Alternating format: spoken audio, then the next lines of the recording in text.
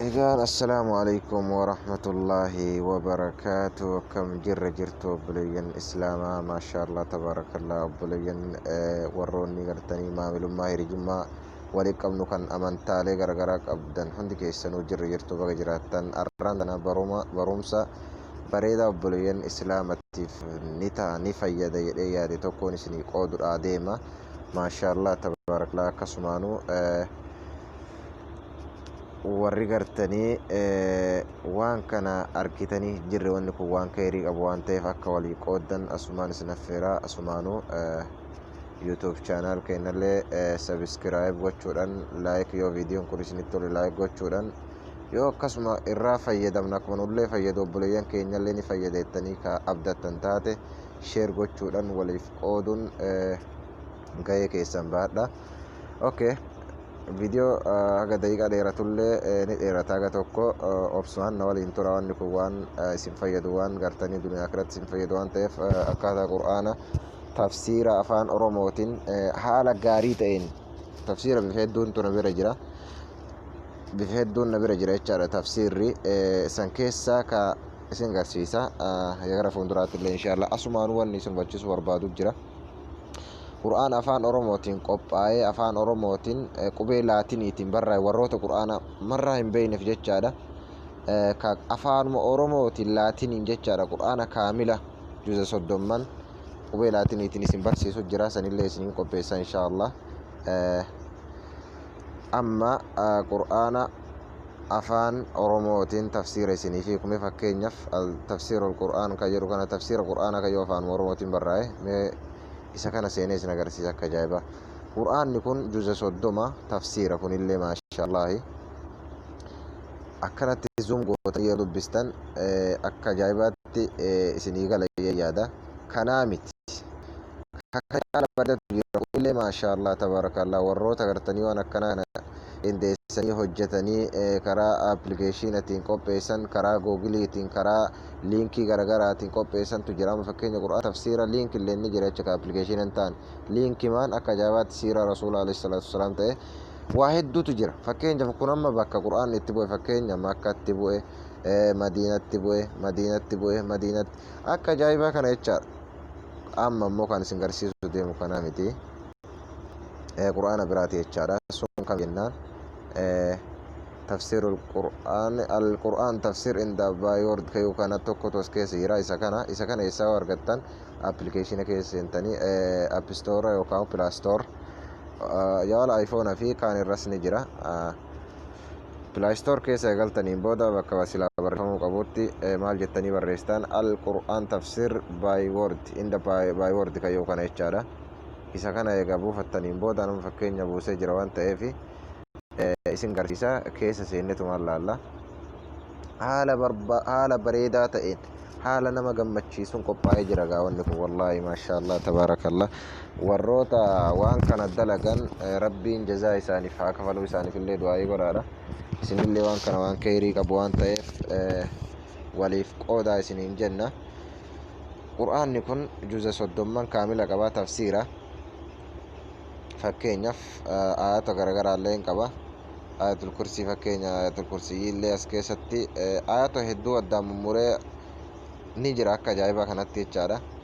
Kaamiloo barbaadde isin faatiyaa irraa ilaa suuratul naasitti jechaadha. Mee fakkeenyaaf suuratul baqara kana irra sinne isin agarsiifnu akka ajaa'ibaati ga as keessa kun akkuma argaa jirtan alif laam miim kana agartanii inshaallah tafsiira alif laam miim kana ذلك الكتاب لا ريب فيه هدى للمتقين كيو كن تفسير أفان أوروموتين جل كانت هنا كن كتاب ربي برا تأو إسا إلى الجسي ممين إسا كيسا هنجرد ور ربي صدا تنيف قجيل فمي ما شاء الله تبارك الله والله وانا كان نما قمتشيسو كيسا وانا كان نقمتشيسي نقريت شعراني هاتو أمس قرآن كان qubaanuu osoo hin tuune akkaataa saffisa haasawa yookaan dandeettii dubbisa dandeettii kennatiin akka qur'aanni kun ufuma akkatti nu deemu godhachuudhaaf akka gartanii sanis isin garsiisa. Asumaanuu qur'aanni kunillee akka sagaleedhaan nu qara'u yoo barbaaddan fakkeenyaaf mallattoo pilaayii tan inni agartan jedhee yaada. Pilaayii tan irra yoo tuqxan ammallee pilaayii ma tuqxanii apply matoitan yoo duraan download ta'e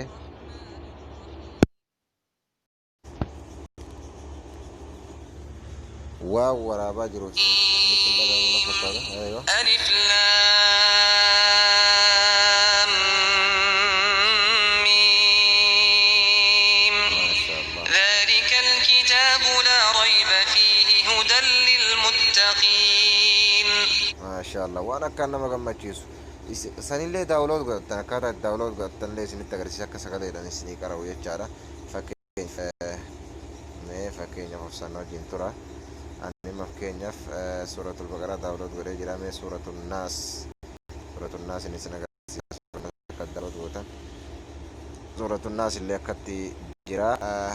Fakkeenyaaf suuratul naas daawlood gochuudhaaf mallattoo pileey tana tuutanii dhiifama. Mallattoo pileey tuutan gaa mallattoo pileey eega tuutaniin booda ni agartan jee yaadala. You are not on when fi download data kayo download ta'eetiin yoo download ta'e ofiinuu gartanii oppiin isinii fidee isiniif haasa'e jechaadha. Nama download gochuun barbaanne irra sii tartiiban ga'uufaa jira. Maasha Allah, waan akkaan nama gammachiisu. Eessan qur'aana kana afaan oromoo tafsiira kanarratti fidanna warri jettan yeroo wala daawlood gootan xawaalimma afaan oromoo isiniin fidu lugaa bira jira isin agarsiisa na waliin tura. Akkuma beekamu qur'aana eega keessa seentaniin booda tuqaa akkanumatti isinii fida kaa keessa seentanillee tuqaa sadii kana jira. Tuqaa sadii isaa keessa ni galla. Dhiifama tuqaa sadii keessa galleen booda application kaa sitingii qaba. Sitingii isaa keessa ni galla. Sitingii isaa keessa eega gallee asirratti tuu'idha jecha bakka kanarratti tuu'idha. Erga irratti tuu'een booda bifa kanaan nu jira kaa kunniin guutuun lugaalee warra gartee afaan hiikuudhaaf qophaa'an jechuudha. Afaanota kunniin afaanota biyya hedduuti jecha biyyoota hedduu akka Amaariffa jira. Afaan maal jee isiniim afaan hedduu jira. Arabiilleen bifamee kan Arabii Masrii, Arabii Maalii, Arabii Suudii, Arabii garagaraan jira jechaadha. Nuti amma ka barbaannu afaan oromoo waan ta'eef afaan oromoollee keessumaa kanatti argama. Maal jedhee argama? Oromoo gaalii abbaa boru ka jedhu kana barbaaddan as keessaa jechaadha. Nama waan daawlood godhee asirratti ol bahe Oromoo gaalii abbaa boru ka jedhu kana eega argattaniin booda mallattoo xiyyaa kan isarratti tuutan bakka oromoon jiru. Fakkeenya kun Amaariffa kan hin buusa Amaariffa kana buusee isin agarsiisa. Xiyya san tuqee jira. Amaarikka yoo kana fuuldura isaa xiyya tuqaa shabaqaa xiyyatu da'iifa na bira. Gaafa isin xiyyarratti tuutan ufumaan akka shagandii shabakaa keessaniitiin yoo suurra mareetiin ga isinii bu'a gaafa gabboe asirratti dhufa. Sana booda amma fakkeenyaan amma ingiliffarra kaa'u yoo ta'e ingiliffarra raayitii godha. Yookaan ingiliffaa fi oromiffallee bakkuma tokko na tafsiira naa godhu yoo jedhe mee fakkeenyaaf amma lachii irrattu raayitii godhee jira. Mee amma gara deemnee ilaalla. San booda godha bakka kanatti godha. Amma fakkeenya gara deemnee ilaalla. Faatiyaa irra dhoofne ingiliffaa fi oromiffalleen tafsiirri naa hiikama jecha isinii gale kololaal gaalii abbaa boori jedha. Tafsiira ingiliffalleen jecha asitti oromiffa asitti ingiliffa isinii gale. Ani immoo afaan oromoo qulqulluudhaan ingiliffa jalaa balleessee fayyadamuu fedha. Haa jennu ingiliffa irraa balleessa raayitii oromiffa qofarra dhiisachaa raayitii nagaa godha. Of duuba deebi'eetiin akka ajaa'ibaa kanatti shoof maasha Allah tabaarakallah. Akka nagaa barumsi irraa kana fakkaata isin irratti illee eegassee yoo ka isin hin galle taate sitingii isaa keessa waa hedduu jira. Sitingii isaa keessa waan sirreeffatan isintu keessa deemee ilaala. Fakkeenya raayitii sarara kana wasii fuulduratti as harkiftan barreeffama arabiidhaan barraa'ee jiru quraana kalaama rabbii ka arabiidhaan barraa'ee jiru fakkeenya bismillahir rahmaanir rahiim ka jedhee arabiin barraa'ee jirutu qubeessantu gugurdata.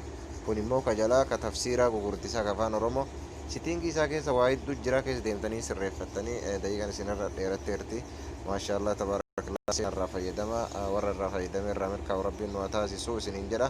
Asuma akka agartanii YouTube chaanaalii koo MBC Amiin ka jedhu subscribe gochuudhaan yoo viidiyoon kun isinitti tole like gochuudhaan achumaanuu nutti tole nu biraayyuu taree obboleeyyan keenya ka akiraallee haa fayyadu yoo jettan share gochuudhaan karaa barbaadaniin wal affeeraa isiniin jedha. Akkasumallee karaa Facebook atilleen like follow gochuudhaan share gochuudhaan subscribe gochuudhaan wal gargaara nu gargaara nu guddisa. dhaabadhaa isin jenna. Wassalaamu alaikum warahmatullahi wabarakatuh. Barnoota gaarii isiniif haa ta'u.